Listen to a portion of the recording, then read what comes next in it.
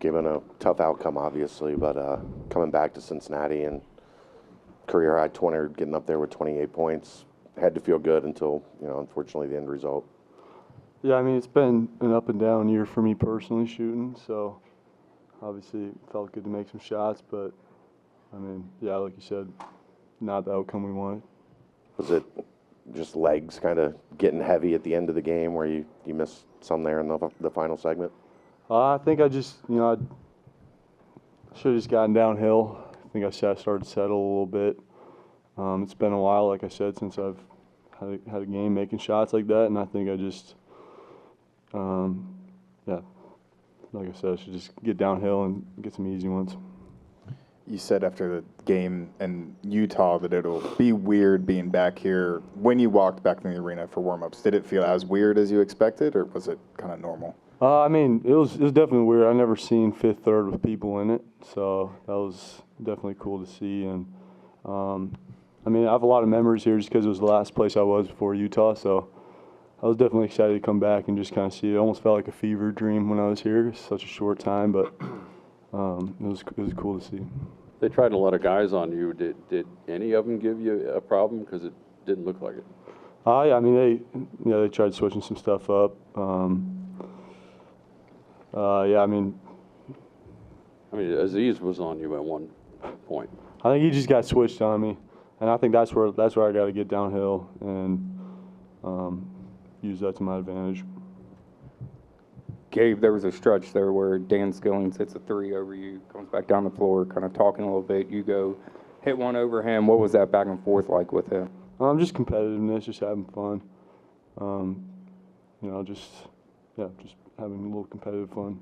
You told me at Big 12 Media Days you were most looking forward to coming back here because of your family, being able to come watch. What have these last, 24 hours been like?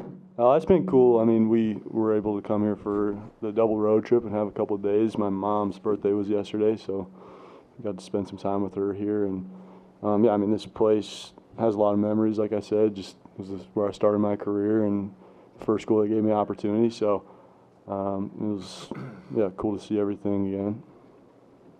Any other questions for Gabe? Gabe, last second half, 6 of 18 from 3. Just hearing that, how does that make you feel, shooting 18 times from down the road? Yeah, like I said, I think, sometimes when you're playing, you don't even really think about it, and that can be good and it can be bad. And, like I said, I kind of got in the flow of it a little bit, not even thinking sometimes, and I just need to do a better job of getting downhill when that starts to happen. All right, move on with questions for Coach.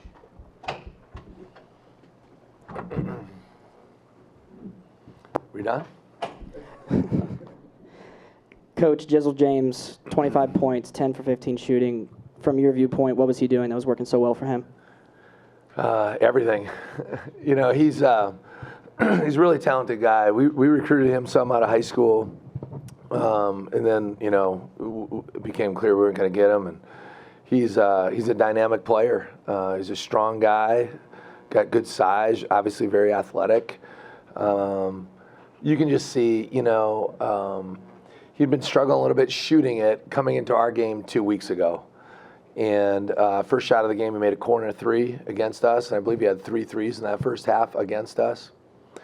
And I don't remember exactly the West Virginia game. I think the Central Florida game, right? I think he had 1 3, but BYU, the last game out, he had 6, right, career high. And so he's just a hard guy, he's a really good pull-up jump. He's got an elite pull-up jumper. Him and Day Thomas have elite pull-up games.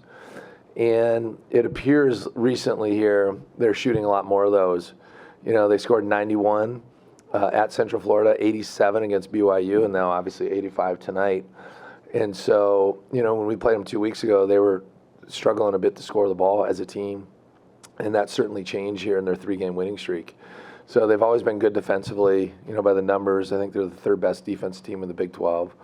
So, but he's good. He's really, really good. And we didn't have a lot of answers for him. Obviously, it started right from the jump. Hit 2 pull-ups coming off of ball screens left to right. Sticks a deep 3, pretty much at the top of the key. And so he got going early. And sometimes, and he's still a sophomore, right? So when you see the ball go in the hole a little bit early on, I think it gives you confidence, and then especially at home. And he's just in attack mode. And we came in and shoot around 10 o'clock this morning, and he was in the gym in a full lather, getting a workout in before we had our shoot around. So he's a good player. He gets downhill, makes the right play, super competitive. Mike and then Scott over here. Okay, Coach, obviously after the first 5 or 6 teams in the conference, you guys are bunched up together. I'm curious from your perspective, the margin of error, the difference between these teams, pretty tight? Oh my gosh. Yeah, I mean, look at tonight. It's just, 72-72 after the last media. And you can, in our wins, we've defended, where we've held teams under a point of possession. We made a lot of plays late in the game. And, West Virginia, it's tight and just a couple it's just a couple plays here and there. And then you got to kind of press a little bit, and credit to them. It's interesting. It was a very different game than at our place, but we really owned the glass. We really owned the paint, at their play. Now, we turned it over 19 times, and it looked like we might be on pace for that after the first 3 minutes of the game. But after that, I think we had 6 turnovers last 37 minutes. So we really self-corrected that, but we got hurt on the glass. And 72-72, we forced them to miss a shot. They chase down a rebound, get a layup, right? We come down, I think we missed a 3.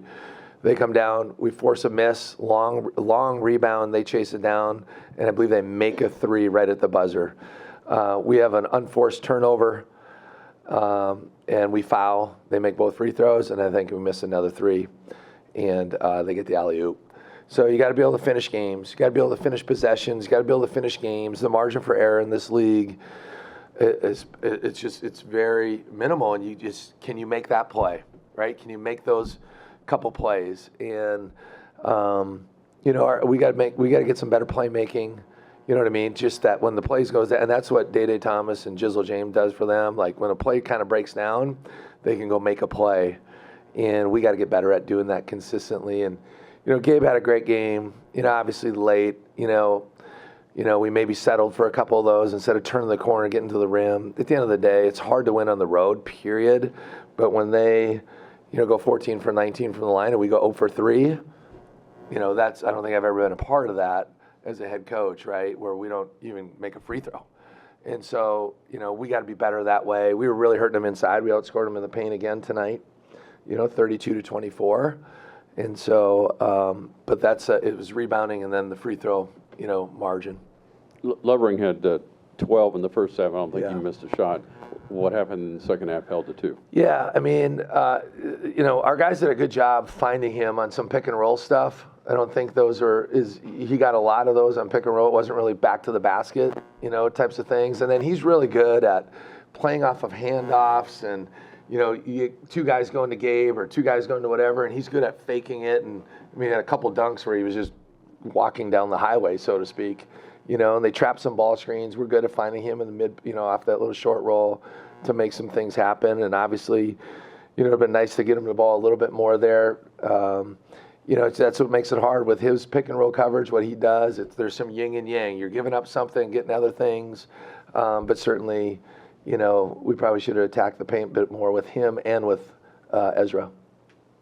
Any other questions for Coach? Thanks, Coach. All right, thank you guys.